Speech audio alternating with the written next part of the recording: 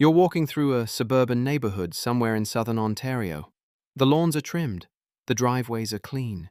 There's a Whole Foods down the street and a Starbucks on every corner. Everything looks fine, everything looks stable. But if you stand still for a moment and actually pay attention, you'll notice something strange.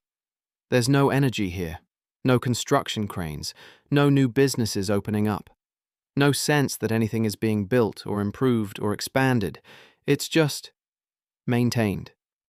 Like a museum of what a functioning country used to look like. This is Canada in 2025. And it's not fine. It's not even close to fine.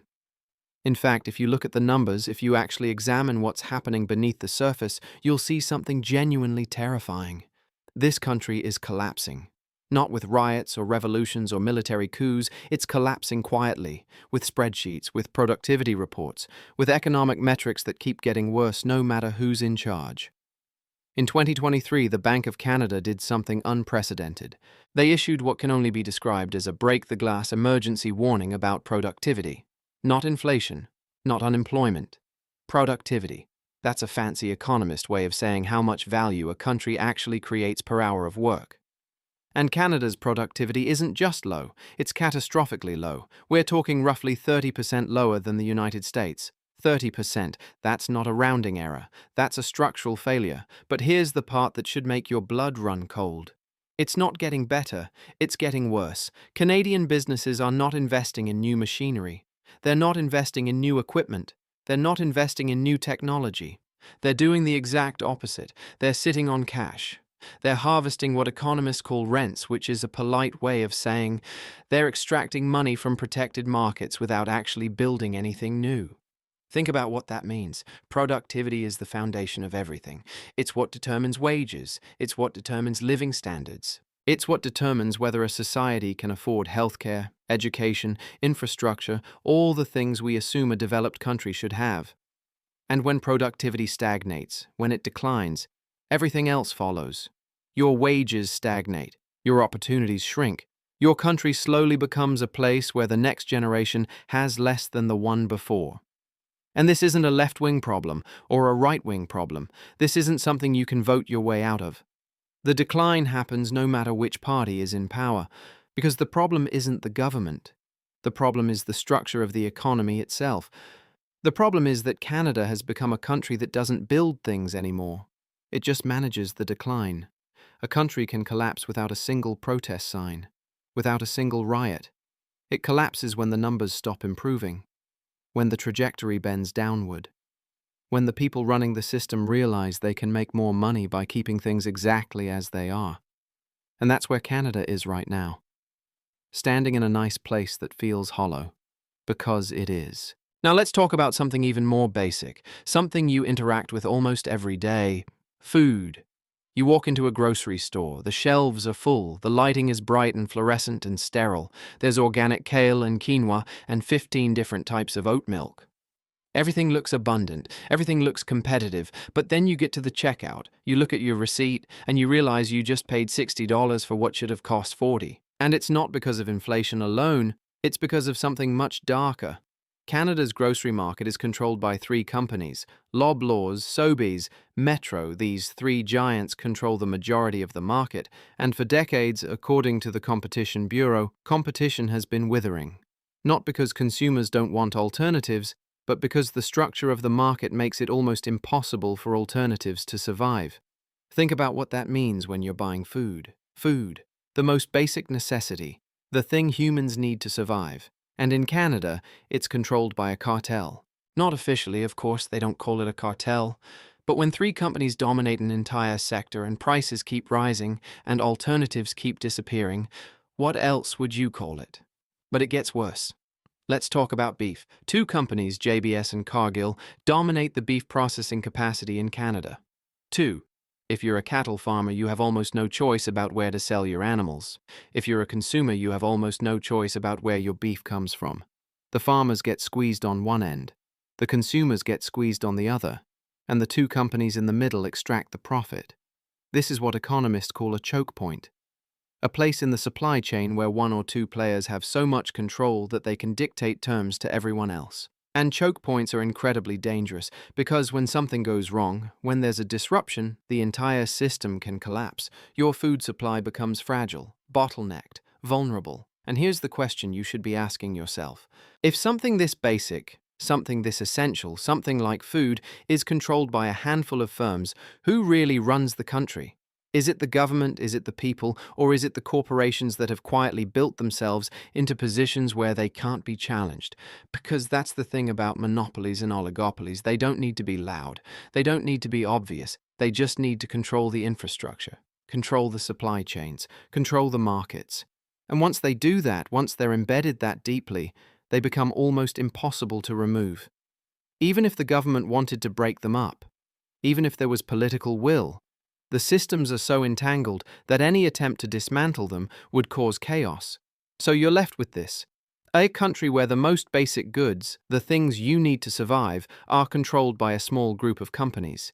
And those companies have no incentive to lower prices, no incentive to compete, no incentive to innovate, because they don't have to. The market structure protects them. And you, the consumer, the citizen, just pay more and more and more. This is the country that eats but can't compete. And it's only going to get worse, because once you understand how deeply this problem runs, once you see how it infects every sector of the economy, you realize that food is just the beginning. Now let's talk about the solution everyone thinks is obvious: innovation. If productivity is the problem, just innovate more. Right? Just build more startups, just create more tech companies, just fund more research. Problem solved? Nope. Canada generates world-class research. Canadian universities produce cutting-edge science. Canadian researchers publish papers that get cited globally. But here's the problem. Other countries own the patents. The intellectual property, the actual value that comes from all that research, leaks abroad, mostly to the United States and Chinese firms. Canadian taxpayers fund the research and development, and then the profits get captured offshore. Think about how insane that is. You pay taxes. Those taxes fund research at universities. That research leads to breakthroughs. And then a company in Silicon Valley or Shenzhen swoops in, buys the patent, commercializes the technology, and makes billions. Canada gets nothing. Or worse, Canada gets a few jobs in a satellite office, while the real value, the ownership, the control sits somewhere else. Why does this keep happening? Because the structure of the Canadian economy doesn't reward innovation. It rewards safety, it rewards stability, it rewards monopoly. The big players in Canada, the banks, the telecom companies, the grocery chains, they don't face real competition. They don't need to take risks. They don't need to adopt new technology. The safest path for them is to maintain the moat, to extract rents, to keep things exactly as they are. And when the big players don't innovate, when they don't invest in risky new ventures, the entire ecosystem suffers. Startups can't get funding. Researchers can't commercialize their inventions. Entrepreneurs can't scale. So they leave. They go to the United States or Europe or Asia. And Canada loses not just the talent, but the entire value chain that comes with it. This is the structural truth that nobody wants to talk about. Innovation isn't failing in Canada because Canadians are dumb or lazy or uncreative. Innovation is failing because the market structure rewards stagnation. Because the people who control capital, the people who decide where money flows, have no incentive to fund anything risky. They can make safe, predictable returns by investing in monopolies and real estate. So that's what they do. And the result is this: Canada funds the research, Canada trains the talent, Canada generates the ideas, and then Canada watches as all of that value migrates somewhere else. Other countries see the opportunity and they take it. Because they have industrial strategies. They have governments that actively support commercialization. They have markets that reward risk-taking. Canada has none of that. Canada has a system that punishes innovation and rewards rent extraction. And until that changes, until the structure itself is dismantled, no amount of funding or incentives or government programs is going to fix the problem. Because the problem isn't a lack of ideas. The problem is that the people in power don't want those ideas to succeed. So when someone tells you the solution is just to innovate more, just to build more startups, just to fund more research, you can tell them they're wrong. Because the system isn't designed to let that happen, and until the system changes, nothing else will. But maybe you're thinking, maybe the answer is competition. Maybe we just need to open the markets, let foreign companies in. Lower the barriers, force the monopolies to actually compete. That'll bring prices down, right? That'll force innovation. Nope. Again, let's talk about telecom. Canada has some of the highest wireless prices in the world. Not just high, among the highest. According to Rewheel, a research firm that tracks telecom pricing globally, Canadians pay more for wireless service than almost anyone else in the developed world. And it's not because the infrastructure is more expensive to build, it's because the market is structured to prevent competition. There are barriers, legal and regulatory, that make it almost impossible for foreign companies to enter the Canadian telecom market. And the existing players, the big three, Rogers, Bell and TELUS, have no incentive to lower prices. Because they don't have to. They've carved up the market, they've built a system where they can charge whatever they want, and consumers have nowhere else to go. Now let's talk about banking. Canada's banking sector is what some analysts have called a ruthless oligopoly. A small number of banks control almost the entire market, and they prioritize stability over innovation. Which sounds good, right? You want your bank to be stable. You don't want financial collapses. But here's the trade-off. Stability means high fees. Stability means conservative lending. Stability means that if you're a startup, if you're trying to build something risky and new, you're not getting a loan from a Canadian bank. So where does capital go instead? It goes into safe investments, real estate, monopoly stocks, things that generate predictable returns without any risk. And that means capital avoids the productive sectors, the factories, the software companies, the commercialization of inventions, all the things that actually drive economic growth get starved of funding. This is the compounding effect. When your banking system won't fund innovation, and your telecom sector is a protected cartel, and your grocery sector is an oligopoly, capital concentrates in all the wrong places. It flows upward. It flows into existing monopolies. It flows into housing bubbles and the productive parts of the economy, the parts that could actually generate new value, get nothing. So even when you open markets on paper, even when you pass laws that are supposed to encourage competition, the oligopoly structure redirects the profit upward and blocks risk-taking. Because the system isn't broken, the system works perfectly, just not for you. It works for the few people who designed it, the few people who benefit from keeping things exactly as they are. And that's the brutal truth. You can't fix this with competition because the markets aren't designed to be competitive, they're designed to be controlled. And the people who control them have no intention of letting go. So where does that leave us? Standing in a country that looks fine on the surface, but is rotting underneath. And the rot is accelerating. Let's talk about the stat that should terrify you. Canada's productivity is roughly 30% below the United States, and it's falling, not staying flat, falling. That means the gap is widening. Every year, Canada falls further behind.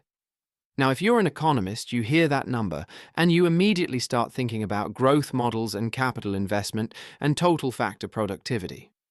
But let's translate it into real life. Lower productivity means lower wages. If you're producing less value per hour of work, you get paid less. It's that simple. And lower wages mean lower growth, because people with less money spend less, and when people spend less, businesses make less, and when businesses make less, they invest less. And when they invest less, productivity falls even more. It's a spiral. And at the bottom of that spiral is a society that can't afford the things it used to take for granted. Healthcare gets worse, education gets worse, infrastructure crumbles, services decline, and the whole thing becomes fragile. Vulnerable, one shock away from collapse. But here's the part that makes it even worse. Canada's economy isn't really an economy anymore. It's a trenchcoat economy, a handful of giants pretending to be a diversified market. You've got a few big banks, a few big telecom companies, a few big grocery chains, a few big real estate developers, and that's it. That's the economy. And where does investment flow in a trenchcoat economy? Into houses, into oligopoly safe stocks, not into machinery, not into advanced manufacturing, not into the commercialization of research. Because why would you invest in something risky when you can just buy another rental property or another share of a telecom monopoly and collect rent forever? Meanwhile, look at what's happening globally. The United States is aggressively subsidizing tech. China is pouring money into industrial strategy. The European Union is building frameworks to capture intellectual property and support innovation. These countries see the future. They see the race. And they're running. Canada is standing still. Canada funds research and then watches as the ownership migrates away. Canadian taxpayers pay for the ideas. And then American venture capitalists and Chinese state-owned enterprises swoop in and buy them. Canada becomes the supplier of ideas but not the owner, the lab assistant instead of the scientist, the colony instead of the empire. Other nations see this and they see opportunity. They see a country that will do the hard work of generating knowledge and then hand it over for pennies. And they take full advantage. Because Canada has built a system that doesn't protect its own value. A system that actively exports its wealth. And the people running this system, the politicians, the CEOs, the regulators, they know this is happening. They see the numbers, they read the reports, but they don't change anything. Because changing it would mean breaking the oligopolies, it would mean challenging the banks, it would mean forcing competition, and the people in power don't want that. Because they benefit from the current system, they sit on the boards of these companies, they own the stocks, they collect the dividends, so the decay continues. Productivity falls, investment stagnates, talent leaves, and Canada slowly transforms from a wealthy, developed nation into something else, something weaker, something more fragile, something that can't defend its own interests because it doesn't have the economic power anymore. This is what it looks like when an advanced democracy lets oligopolies quietly run the economy, and Canada is the canary in the global mine, the early warning signal, the preview of what happens when private power replaces public direction. Because here's the thing about failed states. They don't always collapse with violence. Sometimes they collapse with spreadsheets, with quarterly earnings reports, with productivity metrics that never improve. A failed state doesn't need chaos. It just needs decay. It needs a political system that becomes irrelevant because the real decisions are being made in boardrooms, not parliaments. And that's where Canada is heading. Food becomes an extraction machine. Finance becomes an extraction machine. Communications become an extraction machine. Housing becomes an extraction machine.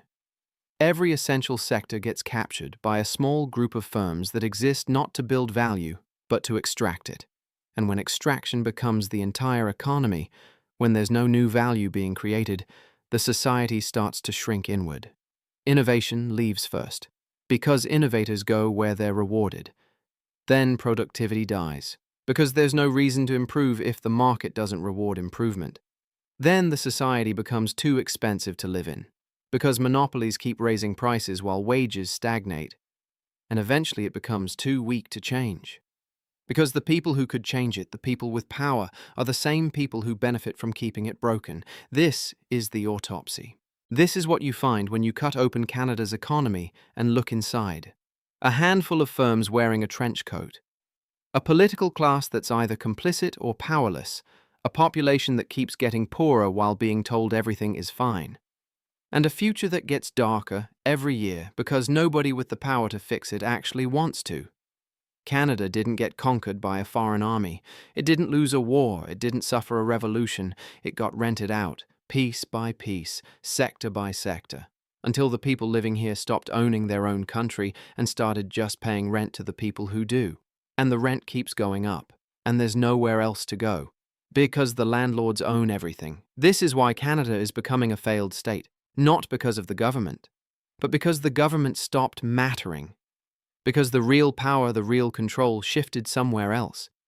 And once that happens, once private monopolies replace public accountability, the country stops being a country.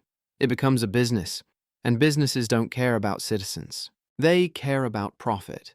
So the next time you're walking through that suburban neighborhood, past those clean driveways and trimmed lawns, past that Whole Foods and that Starbucks, ask yourself what you're really looking at. Are you looking at a functioning society, or are you looking at the ruins of one? A place that used to build things, that used to create value, that used to have a future. Because right now, in 2025, Canada is a museum. A monument to what happens when you let oligopolies win.